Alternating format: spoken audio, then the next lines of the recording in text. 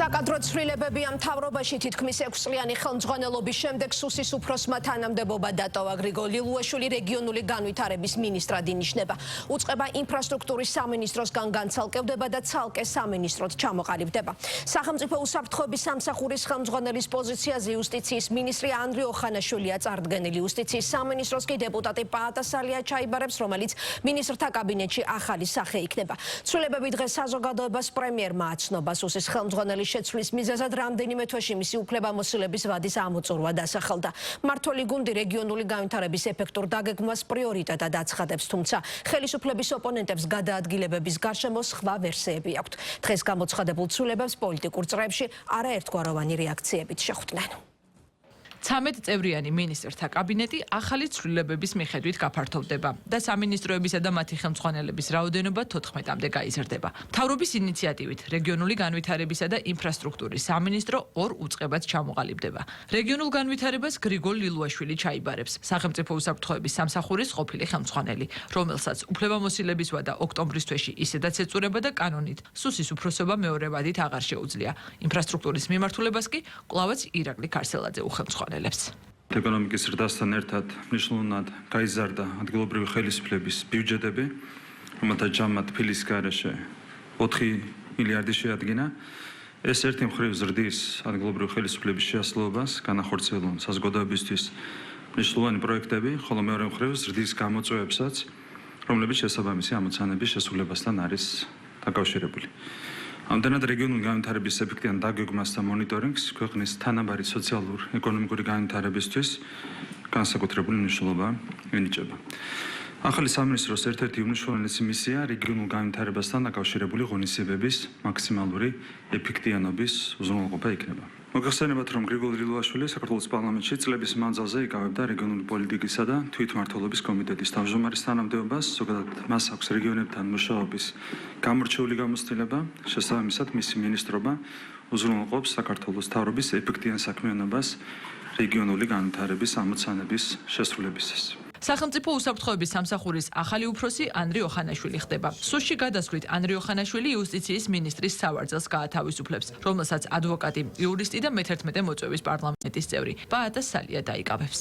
საქართველოს პარლამენტის თავმჯდომარესთან და საპარლამენტო უმრავლესობასთან გავლილი კონსულტაციების თანახმად საქართველოს პარლამენტში ანდრიო ხანაშვილის დამტკიცებას ზეგ მიმდინარე კვირის პარასკევს ეყრება გენჭი. საქართველოს იუსტიციის მინისტრის თანამდებობას დაიკავებს ბატონი პაატა სალია. განსაკუთრებული წარდგენა არც პაატა სალიას სჭირდება, ის გახლავთ, როგორც მოგხსენებათ, მოქმედი პარლამენტის წევრი, ის არის ერთ-ერთი ყველაზე წარმატებული ადვოკატი. მთავრობაში განხორციელებულ საკადრო ცვლილებებს ოპოზიციის ნაწილი მოახლოებულ თვითმმართველობის არჩევნებს უკავშირებს. ქართული ოცნების კრიტიკოსები აცხადებენ, რომ სახელმწიფო უსაფრთხოების სამსახურს ყოველთვის ჰქონდა გავლენა ყველა არჩევნებსა და მის შედეგზე და სუსიდან გრიგოლ ლილუაშვილის რეგიონებზე გადართვაც მორიგი არჩევნების სამზადისის გამოხატულებაა.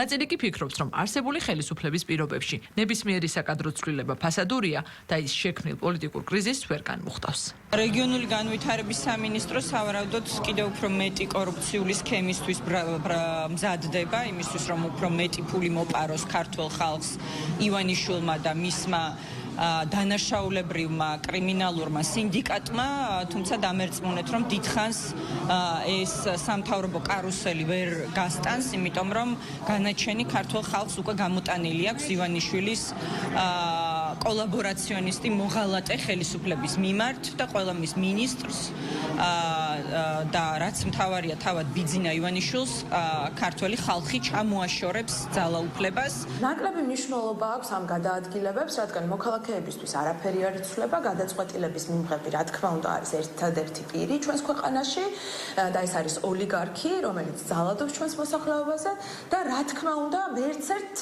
ღირებულ გადაწყვეტილებას ჩვენი ქვეყნისთვის და ჩვენი მოქალაქეებისთვის არსებული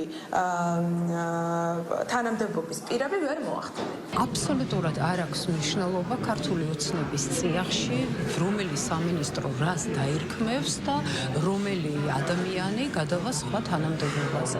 შესაკრებთა ადგილების შეცვლით ჯამი არ იცვლება, ქვეყანაში არის საპარლამენტო კონსტიტუციური პოლიტიკური კრიზისი, კრიზისის განმუხტვას თანამდებობის პირების გადაჯგუფებით ვერაფერს ვერ უზამენ. საკადრო გადაწყვეტილებებთან დაკავშირებულ ნებისმიერ პოლიტიკურ ინტერპრეტაციას სპეკულაციად მიიჩნევს ქართული ოცნების გუნდი, მათ შორის გრიგოლ ლილუაშვილთან დაკავშირებით გამოთქმულ მოსაზრებებსაც. მმართველი პარტიის დეპუტატები აცხადებენ, რომ ნებისმიერი საკადრო ცვლილება მხოლოდ იმას ემსახურება, რომ მთავრობამ ეფექტურად იმუშაოს.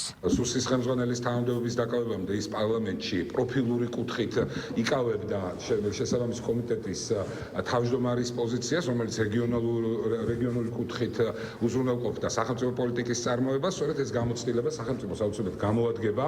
იქნება რეგიონალური სამინისტრო, რომლის ხელმძღვანელიც არ დახა. თქვენ ამ რაღაც აგენტურული ტელევიზიის წიაღსვლებს თქვენთვის დავტოვებთ და მაგაზე ბუნებრივია სერიოზულ პასუხს ვერ გაგცემთ. და როდესაც სახელმწიფო უსაფრთხოების სამსახურის ხელმძღვანელო ასეთ რთულ პერიოდში უშეცდომოდ და სხვებთან ერთად უზრუნველყოფ იმას, რომ შენმა ქვეყანამ შეინარჩუნოს განამტკიცოს დამოუკიდებლობის ის ხარისხი, რაც გვაქვს დღეს, მათ შორის ერთ-ერთი არის გრიგოლ ლილუაშვილი, ვისაც უშუალო დამსახურება ეს არის. შესაბამისად, ეხლა ეს დანარჩენი ყველაფერი არის მეორეხარისხოვანი, ფაქტსა და ვიღაცის შეფასებას შორის მოდი გთავაზობთ, რომ ფაქტს მივანიჭოთ უპირატესობა, ნამდვილად ეწურებოდა ამ ადამიანს, და თუ ამ ორ რაღაცას ერთმანეთს უპირისპირებთ.